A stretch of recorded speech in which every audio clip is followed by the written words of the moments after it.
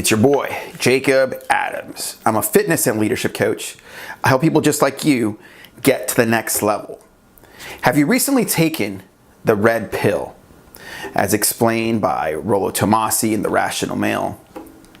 Have you recently taken that and found yourself dealing with some sort of nihilism or existential pain, dealing with the fact that you may never be loved by a woman the way you as a man may want to be loved? Now, I myself have felt those feelings and still deal with some of those sharp and desolate pains of disappointment to this day. While that is sometimes true, what's allowed me to deal with the pains is something I'll be sharing with you today.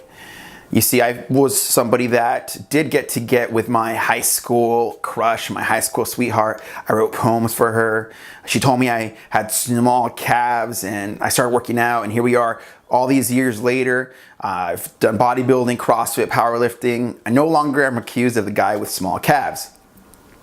Now, I want to take a moment to picture that. I was insulted or sort of thrown some shade by the woman I thought, or the girl at the time, that I thought was going to be the one. She told me that we were going to save ourselves for marriage and all these things. I was raised Catholic, so I was like, wow, I didn't necessarily want to wait till marriage, but here's this woman, this girl, at the time, high school sweetheart type person. I was like, right, infatuated with her. And that's okay, I think, because in high school, the feelings of love and songs and muse, all these things are so new to us that I think it's fair on some level that the love of the drug of love infatuate us to the point where it takes over. As Trent Reznor said in his song, "The Perfect Drug," he seems to be talking about a woman. You are the perfect drug, the perfect drug. Without you, everything falls apart, right? And so if you've taken the red pill, you may be a Christian like myself. You may be somebody that's getting over a relationship, and maybe you're going through a divorce. Maybe you're going through a breakup. Maybe you've been single for a while. I want to tell you that you're not alone. As a matter of fact, that's one of the most powerful things I could tell you, that no matter what pain you're going through, you are not alone. And I'll say that again because it's so important that that makes sense.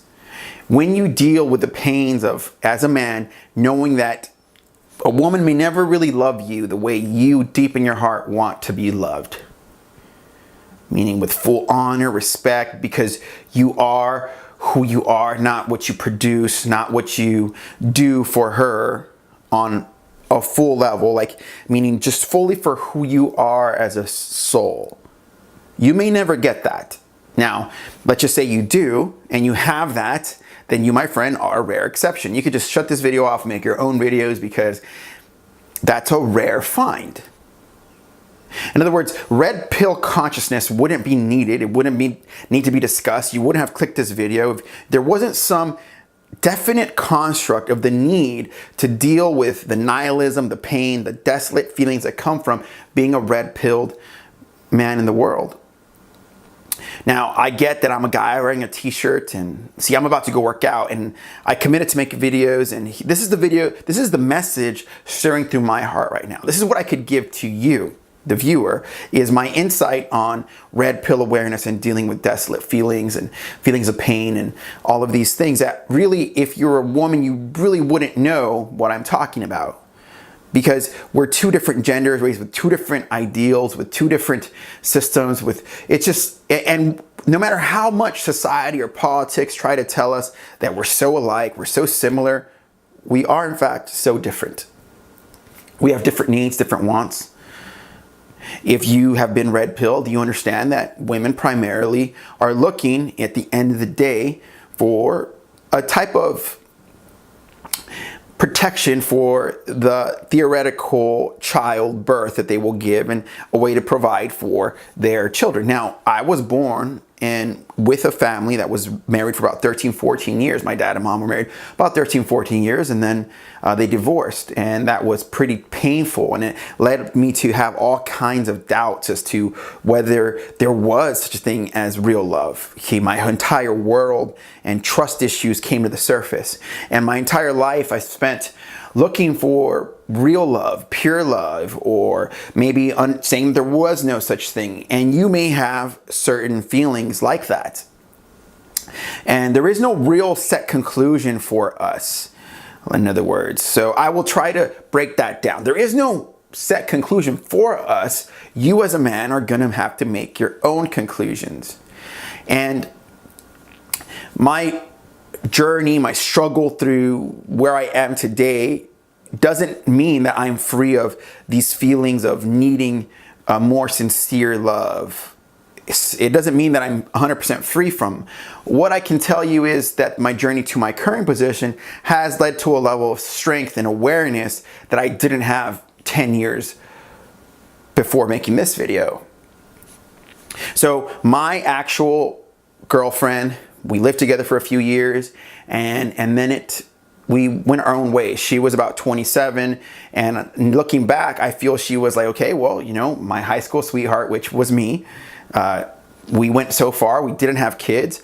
She wanted something more stable. I was not ready to commit. Like I told you, I had commitment issues, and I wanted to play the field more. So my genetic disposition as men to continuously have various partners, that part of me was calling, and also my lack of ability to see like a real love. Can I trust this concept of real love? It led me to let her walk out the door, and I was quite happy for some time to have let that happen, because I wasn't going to commit. It wasn't long before my ex-girlfriend got married. She had kids as she wanted, and that's fine. It really is fine. All these years later, I think about her and how we were two different people now.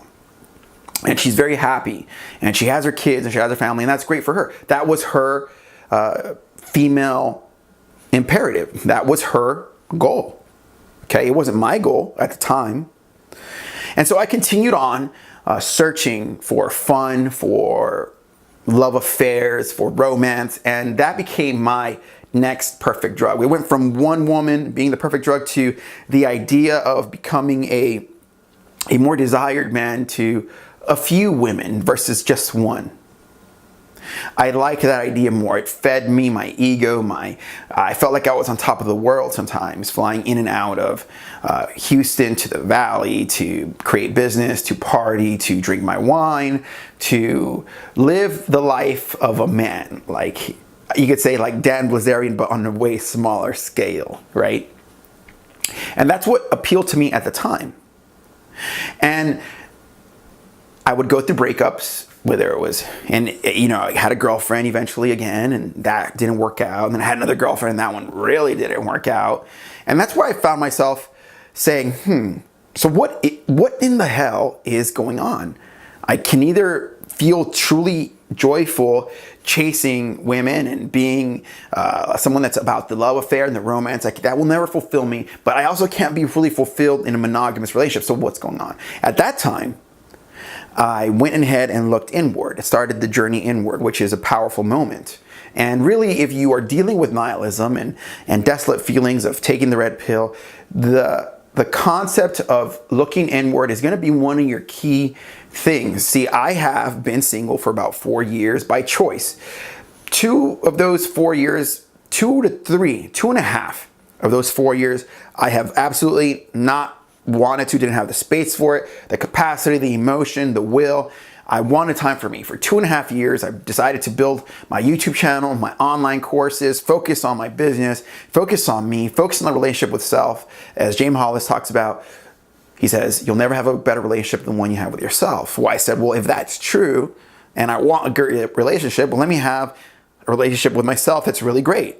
It makes sense, right? If you believe the first premise, you'll never have a better relationship than the one you have with yourself. You believe that first premise, then naturally, the second premise is, well, I want a great relationship. The third premise is, well, you better get to developing the relationship with yourself. It's logic. And that's what I did. And so began my journey of connecting to God, through prayer, meditation, transcendental meditation. And I've talked about that through videos. And if you want to know more about my transcendental meditation course, you can click the link below. And that's there for you to try. And I'll give you 51% off for just finding me on YouTube.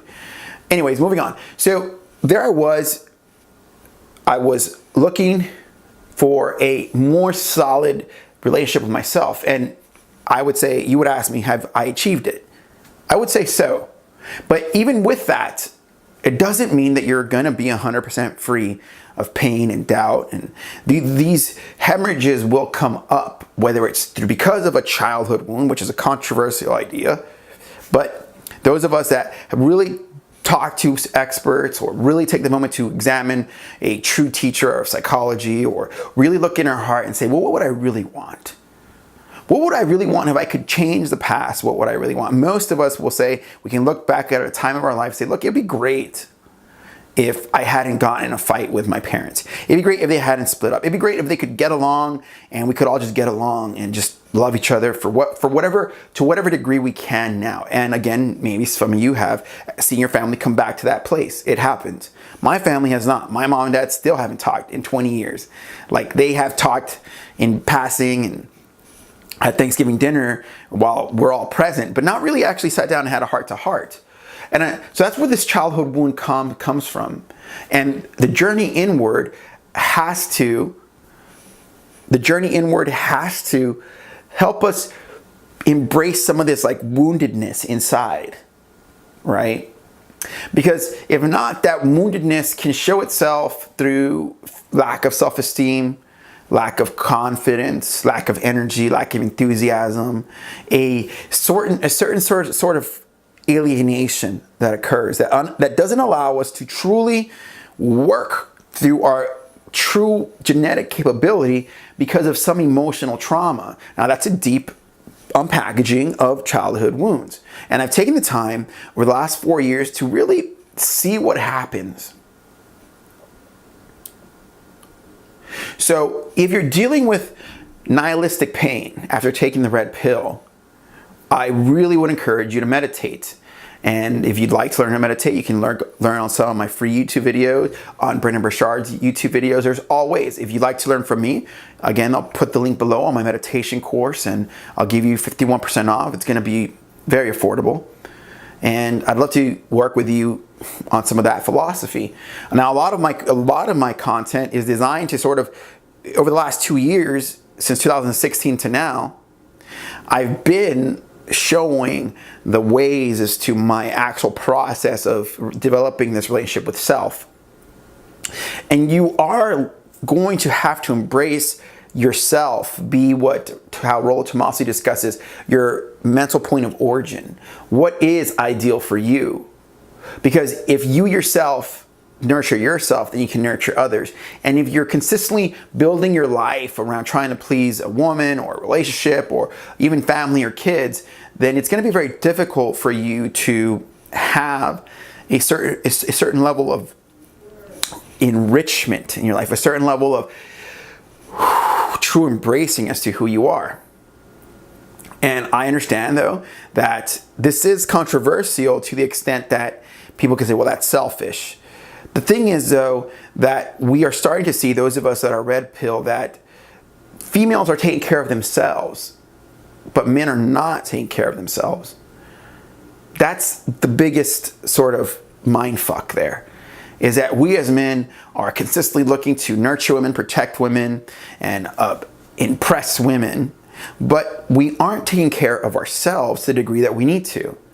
And that is the biggest shift that the red pill should lead you to do, is to move you into a relationship with self. For me, it's meditation. I'm about to go work out. I got to regulate my sleep. I got to make sure that I'm not trying to put other people on the pedestal of my life and keep God first. I mean, those are very healthy ideas, right? But it's when we don't do those things, or we start letting those things slip too much, or we give up on our goals. Like, let's say one of my goals is to reach out to people like you. So I have a few minutes to make a video, so I'm going to do it. I could have said, well, I'm just wearing a t-shirt, etc., etc. But you're seeing the real rawness of this situation, of my real expression. So again, the biggest shift that should occur with a red pill is that you move from a place of living for others primarily and foremost into primarily taking care of yourself, because the society around you is already taking care of women. It's already taking care of women by the fact that men, if they go into a custody case, will likely lose the child. If there is a war, men will be likely the first ones to be drafted. If there's a outbreak of some sort of war in your environment, you as a man will be asked to step up and defend. The world around you is built on primarily the backs of men. So men are being asked to do so much. Men are the ones that are primarily incarcerated. So when you look at it a step back, you can start seeing, if you just look at those facts right there. You are likely to lose the custody case. You as a man will likely experience the dynamic of alpha fucks beta bucks, meaning that you will be put into one or two categories, whether a man to have sex with or a man to provide for women, and you will have to, as a man, deal with the fact that some women have children before they meet you and they want you to take care of those kids even though they're not yours.